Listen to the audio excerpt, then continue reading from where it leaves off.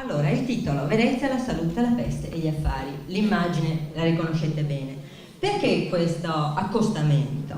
Perché in realtà i veneziani, che si trovarono sul fronte contro la peste, seppero trasformare una sciagura in una risorsa.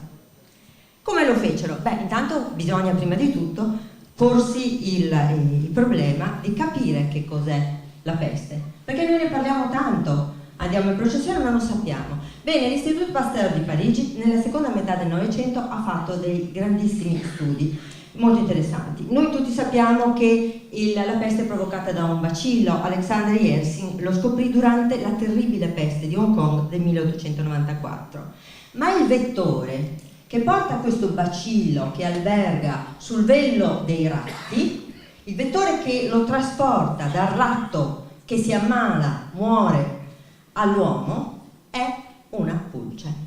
E questo fu scoperto solo nel 1914, quindi abbastanza tardi. E questa pulce è particolare perché, ecco ve li presento, questo rattus, veramente sono anche dei ratti selvatici che stanno soprattutto in alcune zone dove la peste è endemica per queste popolazioni di ratti selvatici, che poi però si avvicinano alle città e in caso di terremoti, di epidemie e di carestie, quando cioè non trovano il cibo, si avvicinano quindi ai villaggi e alle città.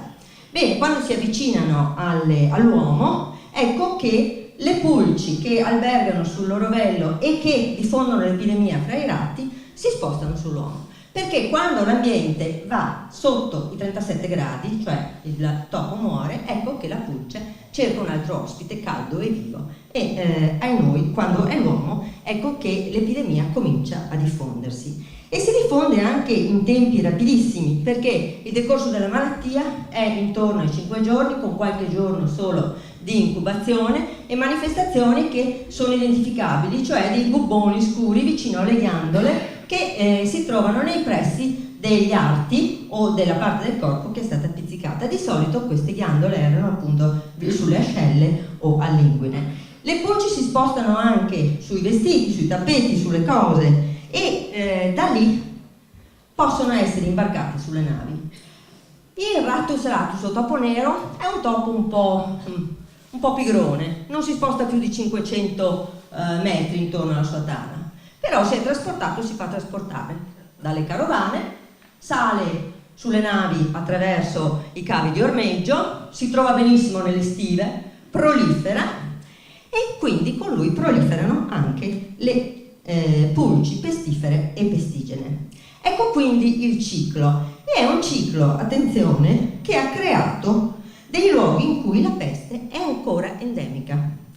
E questi luoghi sono la zona del Kurdistan iraniano, dalla quale sono partite le prime grandi pestilenze, gli Urali, il Caucaso e il Basso Volga, l'Himalaya, Cina, Yemen, vedete queste sono proprio le zone endemiche, l'Africa, nella zona dei Grandi Laghi, ma soprattutto, cosa molto interessante, il Nord America.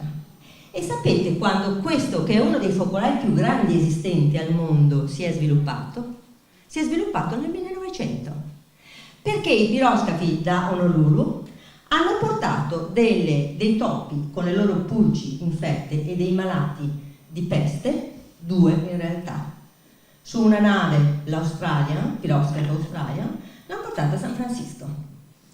Si sono identificate queste morti, dopodiché si è cercato di isolare soprattutto il quartiere di Chinatown e si sono verificati 121 casi di peste, in tutto 113 morti. Diremo non una grande epidemia, ma poi si era pensati di averla vinta, di averla debellata.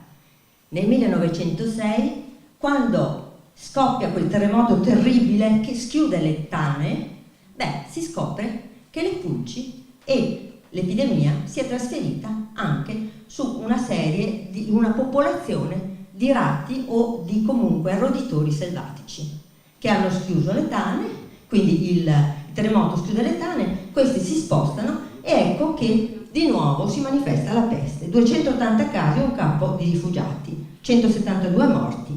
E allora ecco che il governo americano, l'organizzazione sanitaria, intraprende una caccia al ratto. Vi sono i cacciatori di ratti, ne catturano 350.000 in tutto il territorio, andando nelle tane a scovarli, e si scopre che la metà era infetta.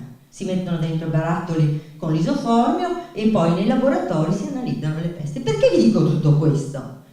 Ancora nel 2000, per esempio, si è verificato nel New Mexico, in campagna, il caso di una signora che ha visto nella sua casa dei piccoli topolini che sembravano quasi ebbri e che poi morivano.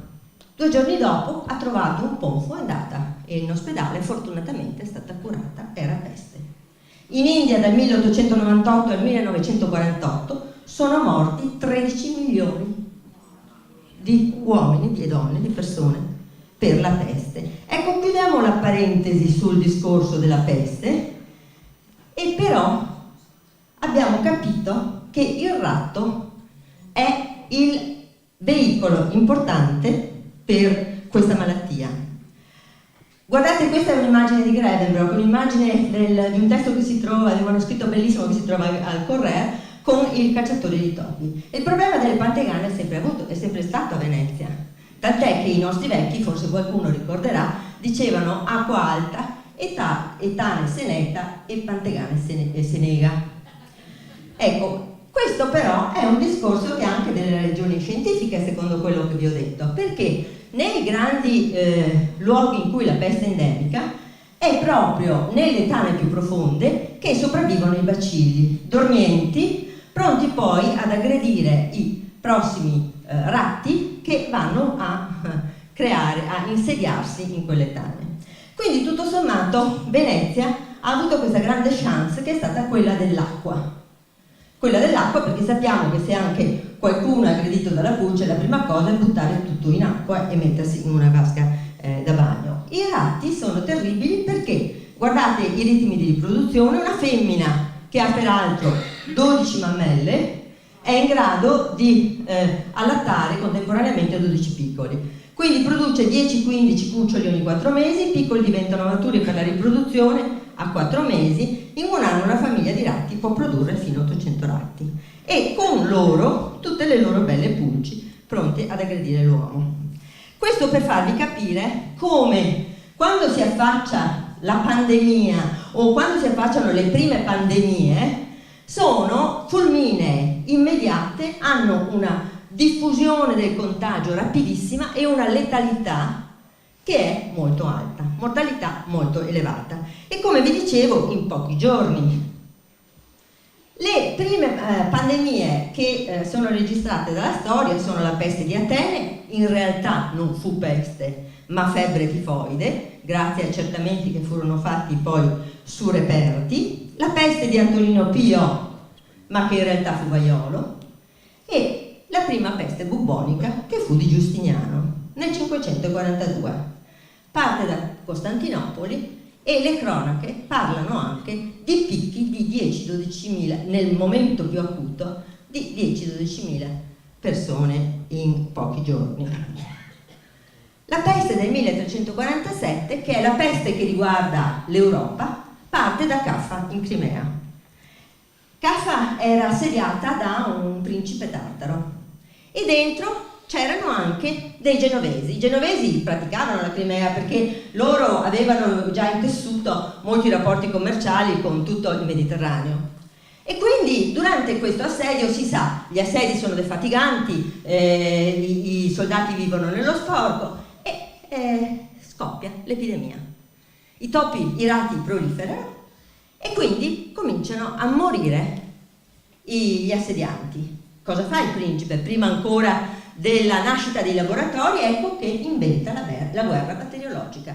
Prende i cadaveri e li catapulta dentro la città e fa una cosa giusta, perché le pulci abbandonano il cadavere, cioè l'ospite, quando è freddo, per scegliere uno caldo. E tra questi nuovi ospiti caldi ci sono anche i genovesi che, forzato l'assedio, riprendono la via di casa. E è fatta, perché tutti i porti che toccano vengono infettati. E dal 1347 al 1352 in Europa ci saranno 30 milioni di morti. Voi vedete con fasi successive. A Venezia pare che l'ondata epidemica arrivi dalla Dalmazia, dalle coste dalmate, perché Venezia ha i rapporti più serrati con quelle coste, ma l'ondata epidemica risale e ci sono 3 tipi di peste. La peste bubonica, identificabile subito, 5-6 giorni, delirio, febbre alta e poi la morte, ma poi ci sono 2 tipi ancora peggiori. La peste polmonare, perché si comunica col respiro o con lo starnuto o con la tosse da un uomo all'altro, non serve il vettore pulce, e la peste setticemica. Anche queste hanno una mortalità, una letalità del 100%. La bubonica un po' minore, però fatto sta che in quel fatidico 1348 a Venezia su circa 110.000 persone ne morirono la metà. Pensate, una città dimezzata, e non dimezzata su piccoli numeri, ma su veramente grandi numeri. Problema? La rimozione, la pulizia, l'asporto dei cadaveri. Si capisce che il contagio corre, si dilata a macchia d'olio, quindi bisogna portare via i morti, si seppelliscono nelle isole più lontane, quelle verso le isole magari abbandonate, interrate. E quindi la città diventa un grande cimitero a cielo aperto. Il pizzigamorti è un mestiere che diventa fondamentale, perché bisogna rimuoverli immediatamente. C'è la teoria dei miasmi che un po' aiuta a cercare di bloccare il contagio. Si cercano di isolare i cadaveri perché si pensa che il contagio sia aereo. Ma dalla fine del 300, ecco, questo è il medico della peste, anche il medico della peste cerca di isolarsi, ma in realtà molti medici, molti professionisti, molti notai scappano. Boccaccio insegna che le uniche risorse erano fuggire il più lontano possibile e stare lontano il più a lungo possibile, finché poi non fosse passato il pericolo. Ma questo che cosa comportava? La disgregazione sociale. Il figlio non andava più dal padre, il notaio non andava più a prendere il testamento, a redigere il testamento del moribondo, il medico non andava dal paziente, anche se non avrebbe saputo che cosa fargli. Quindi si capisce, e a Venezia lo si capisce quasi subito, perché queste ondate epidemiche continuano a travagliare la città, si capisce che la risposta deve essere collettiva. Non può essere la fuga, non può essere neanche la proibizione della processione o l'organizzazione dei culti. Deve essere una risposta data con razionalità. E qui ci sono dei mercanti, sono abituati a osservare i pesi, le misure, il cambio delle monete, le qualità delle merci, a scegliere i porti in cui si fanno gli affari migliori. E questi mercanti cominciano ad osservare i luoghi in cui scoppia la peste, cominciano a capire che la peste arriva in quelle navi che porta anche la ricchezza e lo sviluppo. Allora, o chiudere il porto e non avere rapporti con altri luoghi, perché così si sta sicuro, o cercare di creare delle relazioni internazionali in sicurezza. E questo è il tentativo che il Senato fa. 28 agosto 1423. Sta riscoppiando la peste, l'epidemia. E allora il Senato si riunisce con 53 voti favorevoli, 31 contrari e 12 non sinceri. Vedete, maggioranza non proprio molto decisa, ci sono perplessità. Cosa si decide? Istituiamo un ospedale ad alto isolamento per i veneziani appestati, cioè individuiamo i casi di peste immediatamente a loro scoppiare nella città e li isoliamo, ma anche, soprattutto, prendiamo coloro che viaggiano sulle navi e che manifestano i sintomi della peste. E dove li mettiamo? In un'isola. Questa è una città arcipelago, ma l'isola garantisce che non vi possano essere dei contatti. Non solo, ma come un castello che difende l'esterno dall'interno potrà essere sorvegliata da barche di armati. Ecco quindi la soluzione lagunare tipica. Ma la cosa interessante, il passaggio più interessante, non è solo quello di creare un ospedale. Attenzione, perché noi diciamo, beh, un ospedale ad alto isolamento, ovvio. No, non era ovvio allora. Gli ospedali erano luoghi in cui si praticava l'assistenza cristiana. Quindi era tutt'altro che un luogo di isolamento di morti identificati, in cui si pensa poi di avere un priore e degli infermieri. Quindi è un'invenzione, ma si pensa anche di raccogliere le informazioni sui casi e sui focolai epidemici. Quindi di cominciare ad attivare una serie di rete di conoscenze e anche una serie di misure per interrogare ad esempio i capitani di nave che arrivano per reperire tutte le informazioni che servono per individuare i casi prima che le navi, i casi di peste prima che le navi arrivino, e in città attraverso i piovani ad esempio i casi di malattia prima che il contagio si diffonda. Quindi è importantissima questa determinazione perché dimostra che si cerca di organizzare una rete di informazione e poi anche si contemplano le pene per colpire i trasgressori, cioè i reticenti, coloro che tacciano queste informazioni vitali per la città. Quindi sospendere per esempio i capitani di nave o comminare 6 mesi di carcere e la multa di 100 lire. L'isola è individuata vicino a San Lazzaro. Ecco, guardate, nell'arcipelago Venezia erano già stati individuati dei luoghi. Nel 1262 un'isola che è San Lazzaro per i lebbrosi. Nel 1348 si erano seppelliti in quelle isole, vi dicevo marginali, i malati, i morti di peste. Nel 1386 si era concesso agli ebrei un loro cimitero, perché il problema era di controllare dove le persone di altro culto potessero seppellire i loro cadaveri, che non li seppellissero nella città. Quindi ecco la scelta di dare alla comunità ebraica un luogo per seppellire i loro morti. C'era poi la zona di Castello, che era una zona degli ospedali, degli ospizi, e infine ecco il luogo, l'isola, il Lazzaretto Vecchio, che nel 1423 viene scelta per diventare l'ospedale ad alto isolamento. Cinto da mura come un castello, con molti camini, ecco visto dall'alto, e soprattutto un luogo che fosse controllabile dall'esterno. Qui non sto a dilungarmi, nel 1430 si utilizzano i religiosi, anche se all'inizio era nato come laico, perché i vari sedicenti infermieri, siccome tanto i pazienti avevano da morire, li derubavano, non li facevano mangiare. I priori, 2 priori furono condannati a morte perché appunto vessavano questi poveri ricoverati. Ecco, un po' alla volta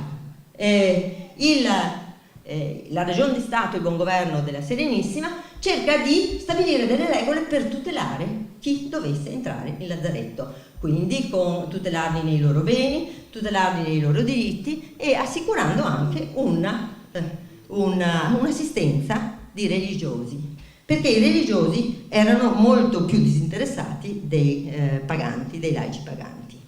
Ma la cosa interessante, ecco, vedete, il punto che vi dicevo, come mai, come fanno i veneziani a trasformare una sciagura in una chance? È lo step successivo. Prima isolano, gestiscono l'emergenza, cercano di prevenirla.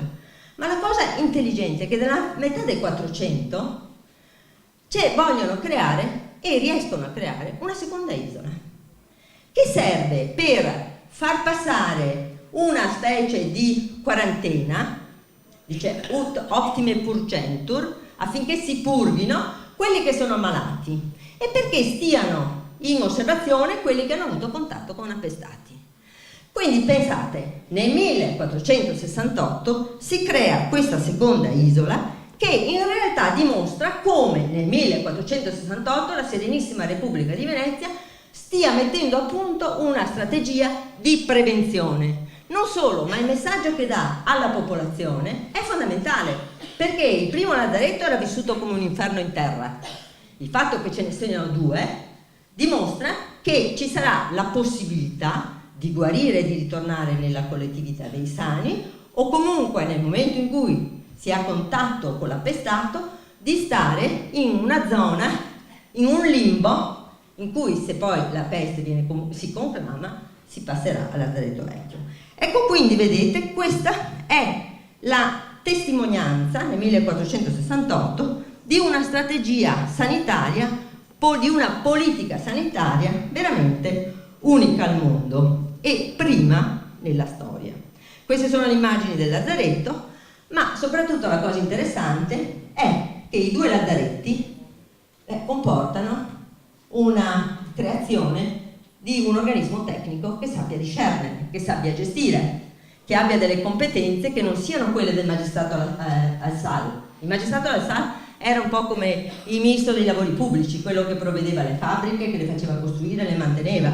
Capite che qui era ben complesso gestire diciamo un transito di malati o di sospetti da un lazaretto all'altro, di gestire quelle che erano tutte le cure e nello stesso tempo anche fare opera di polizia per evitare che chi era all'interno dei lazaretti avesse contatto con l'esterno. E quindi nasce il magistrato della sanità, tra provisores salutis, nel 1489. Anche qui un iter molto complesso, perché molti soldi da spendere, i mercanti veneziani, il Senato è molto oculato, ma alla fine lo creano.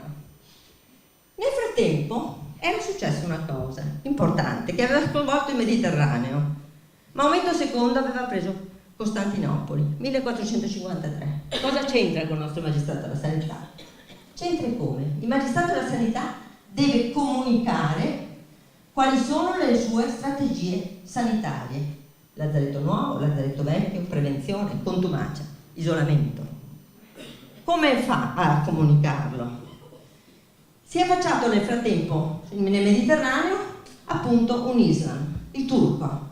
Che atteggiamento ha il turco nei confronti della malattia? Di assoluta rassegnazione. Se deve andare in una città appestata forse può non andarci, ma se c'è ci resta. Maometto dice che la malattia è un qualche cosa che va subito perché lo manda all'altro.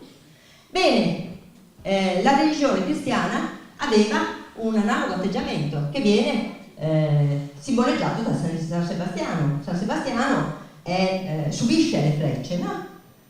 E qui ne parlerà magari Stefano Mason meglio di me sui discorsi sui temi iconologici. Ma il San Sebastiano non basta più per un magistrato alla sanità, e sappiamo, perché Monsignor Niero, illustre studioso, ci diceva non c'è un santo nel Pantheon della Serenissima che non sia vagliato e accettato politicamente. Bene, in quel 1486 il magistrato della sanità ha bisogno di un santo, e di un santo che comunichi che la peste, se la conosci, non ti uccide, come dicono oggi. Pensiamo di essere nella società della comunicazione oggi, lo erano più una volta quando non sapevano leggere e scrivere. Bene, e chi è il santo importante da abbinare a San Sebastiano? San Rocco. Nasce appunto in questa tornata di secolo fra 400 e 500 la scuola grande e la chiesa di San Rocco. Ma guarda caso vengono trafugate le spoglie di San Rocco da Voghera e vengono solennemente portate a Venezia. Da questa fine di secolo San Rocco diventerà il santo che serve al magistrato alla sanità per comunicare il comportamento da assumere nei confronti della peste. Il San Rocco, guardate in questa palla di Tiziano, è accanto a San Sebastiano, bello, perfetto, con fattezze veramente classiche, che ha le sue frecce, no? La metafora delle punizioni divine. Ma San Rocco ha lo sguardo allucinato, mostra il bubbone, porta i segni della peste. E nella vicenda di San Rocco, che è qui ritratto assieme a San Cosimo e Damiano e a Venezia, quindi a San Marco, nelle vicende di San Rocco, che nasce a Montpellier, figlio di una famiglia ricca di mercanti, ci sono le indicazioni sul comportamento da assumere davanti alla peste. Perché il santo si spoglia dei suoi abiti ricchi, mette il San Rocchino, va a San Giacomo di Compostela, infatti alla Conchiglia di San Jacques, e comincia a peregrinare. Vicino a Piacenza scopre che ha una malattia, probabilmente contagiosa, e si autoemargina nel bosco di Piacenza. E in tale bosco c'è un cane che ha pena per lui, questa è un'immaginetta promozionale, no? Però divulgativa, e questo cane, avendo pietà di lui, sottrae ogni giorno un pane dalla mensa del padrone. Questo pane gli consente di sopravvivere. Ecco la metafora del magistrato alla sanità. Il padrone è la Serenissima, il cane è la fedeltà, l'amore della Serenissima che alimenta il malato, l'autoimmaginazione ti consente di vincere la malattia. San Rocco vincerà la malattia, ritornerà nel mondo dei sani e curerà gli ammalati.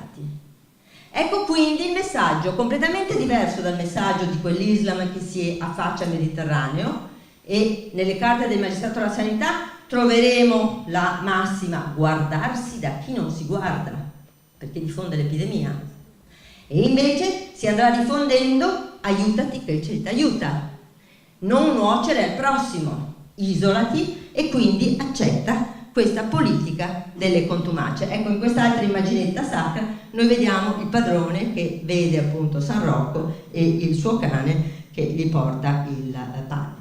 Bene, ma tutte queste storie da chi sono narrate? Da Piovani. I Piovani sono i terminali nel territorio del magistrato alla sanità. Devono segnalare i casi di morte, i casi di malattia, devono, attraverso le loro prediche, sollecitare il popolo a capire, a conoscere, a fronteggiare la malattia. In fin dei conti le chiese sono i luoghi in cui si svolgono i momenti chiave della vita, la nascita, la morte, il matrimonio, i battesimi. Quindi l'altro punto di riferimento sono le bocche delle denunce, perché chi trasgredisce deve essere punito, e deve essere punito, questa la trovate alle zattere, le denunce contro la sanità, e soprattutto le punizioni sono esemplari davanti al magistrato alla sanità, che si trova, come vi avevo mostrato prima, proprio sul bacino di San Marco, sulla fondamenta di Terranova, vicino alla zecca. Il magistrato alla sanità fu demolito non a caso da Napoleone Bonaparte, proprio negli anni in cui stava facendo un magistrato della sanità a Trieste, che sarà la rivale marittima che vorrà scardinare proprio il potere della città sul mare. La mortalità delle due pesti 1576-1636 fu elevatissima. Pensate, 45.000 morti nel 1576 su 180.000 abitanti, 25%. E nel 1630 si sale al 30%. Venezia, da queste due esperienze, capisce che non deve fidarsi di medici esterni, perché nel 1576 sono dei medici patavini che sbagliano la diagnosi e intanto il morbo dilaga, e nel 1630 capisce che non può transigere sull'isolamento, perché arriva un marchese de Strigis da Mantova che è tanto importante, non lo mettono in lazzaretto, lo mettono a San Clemente, e un falegname che va ad acconciargli i mobili porta a Castello l'epidemia. Questa è una lezione che i veneziani imparano, però. Imparano perché dal 1630 le contumacie, le regole, i passaggi burocratici per arrivare in città, per uscire dai lazzaretti, per controllare le merci, per sottoporle all'espurgo, saranno ferrei. Dal 1630 la peste non tornerà più. Eppure, per tutto il 600 e per tutto il 700, flagellerà tutti i porti mediterranei. La Dalmazia, nel 700 fino al 1814, avrà 18 pestilente. E Venezia riuscirà a far fronte. Venezia era quella più in contatto con la Dalmazia, perché arrivavano le carovane dall'Oriente anche, si imbarcavano a Spalato. Quindi il sistema economico commerciale riesce a tutelare, diciamo, la sicurezza. Ma che cosa inventa la città? La città che fa dei patti, perché a livello interno, anche di visibilità urbanistica, la Chiesa del Redentore e la Basilica della Salute sono due patti che la Ragion di Stato fa con il sacro. E attenzione, mercanti, anche qui, la salute la si fa, ma dopo che la peste è scomparsa. Il 21 lo festeggiamo perché la peste era scomparsa e quindi si comincia a erigere la Madonna della Salute, e poi si farà anche una casa della Madonna all'interno della chiesa di San Clemente, se ne parla poco, e si farà la chiesa di Santa Maria del Pianto, sono altri due edifici dedicati alla peste, del 1630 fra l'altro. Ecco, comunque al di là di questo discorso, voi vedete quest'altra freccetta in basso, indica la sede del magistrato alla sanità. E voi capite anche la pregnanza simbolica di questo ideale cordone sanitario, di chi arrivava, l'accesso alla città era dal bacino di San Marco e vedeva i due patti della Serenissima con il Sacro durante le due grandi pestilenze, Redentore e Salute, e a destra l'edificio trionfale del magistrato alla sanità, che tutto il mondo di allora conosceva perché doveva portare le carte e avere il permesso del magistrato alla sanità per entrare a Venezia. Ma non solo per entrare a Venezia, e qui sta l'intelligenza, perché dal magistrato alla sanità partiva il monitoraggio di tutti i porti mediterranei e la segnalazione a tutti gli stati dei porti considerati infetti, quindi sospesi a libera pratica. E altri porti mediterranei, ho trovato negli archivi degli altri porti mediterranei i proclami della Serenissima che venivano eseguiti, perché in realtà l'epidemia non conosceva nemici, non conosceva frontiere, quindi era interesse di tutti sapere dove era scoppiata la peste. Questa immagine è ancora un segno di una scelta della politica sanitaria del magistrato alla sanità. All'interno della Basilica della Salute questo gruppo di Justo Recours ci rappresenta Venezia in età fertile, giovane fanciulla, che prega la Madre Divina di cacciare la peste. È un Pantheon al femminile.